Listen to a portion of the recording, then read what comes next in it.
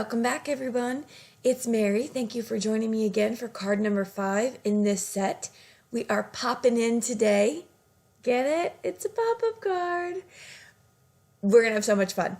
This card was so easy to make, and you don't need any special dies or anything.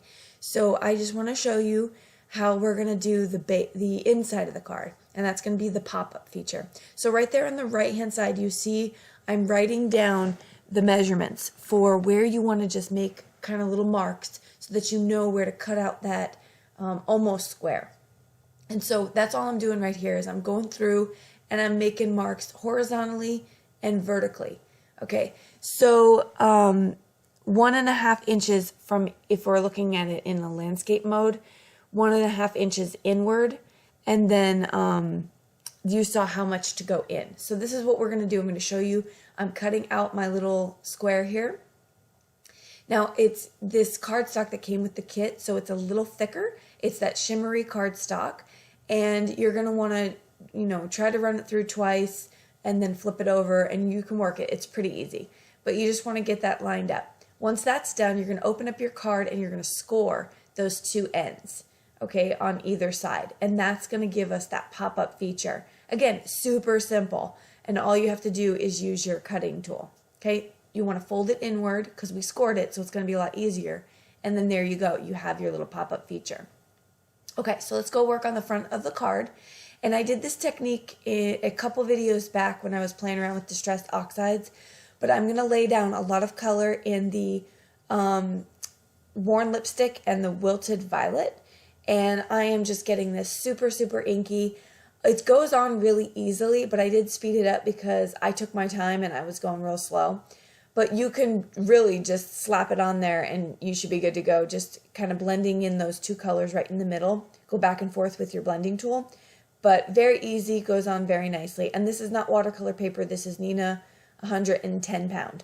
And so still you can see how easy it is to go on.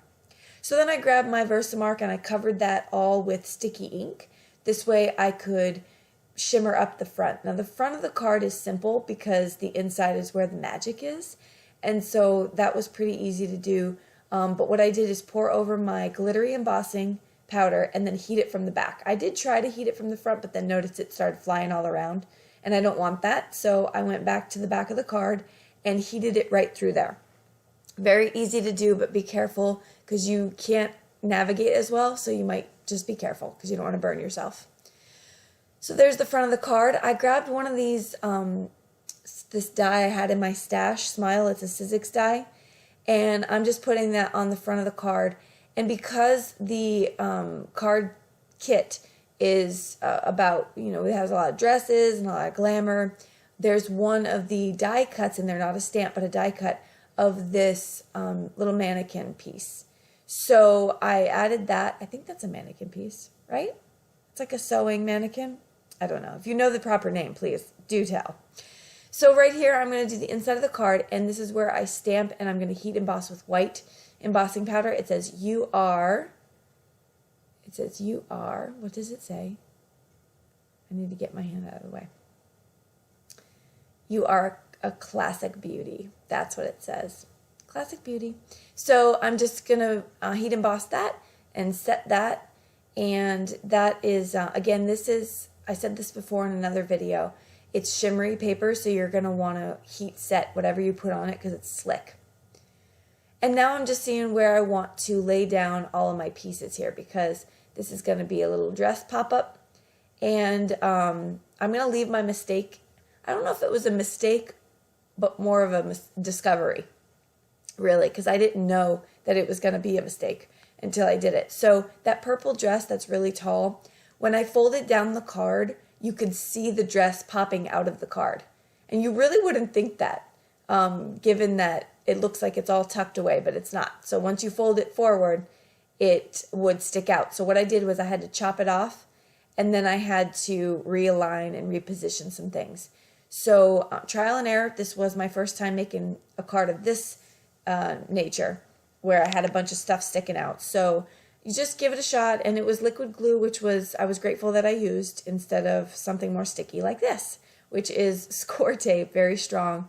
You want to use something strong, liquid. I thought about using liquid for the back, which I totally think you can, but I kind of wanted it to just, once I committed, just to be done with it, because the front of it was really heavy and I just didn't want it slopping around. So that's why I chose to do that. And that's the card there. So we have our pop-up element, we have the front. The only thing I did different on the front is I added a couple embellishments of some of the Pretty Pink Posh dewdrops. I call them dewdrops. I don't know what they're called, but that's what they look like. And that's the card. I hope you had fun. I hope you liked it. I hope this inspires you to do something a little different for your cards, because it was not difficult at all. So give it a try. And if you have any questions, I'd love to hear from you. The supplies I use will be listed below, and you have a wonderful day. Bye-bye.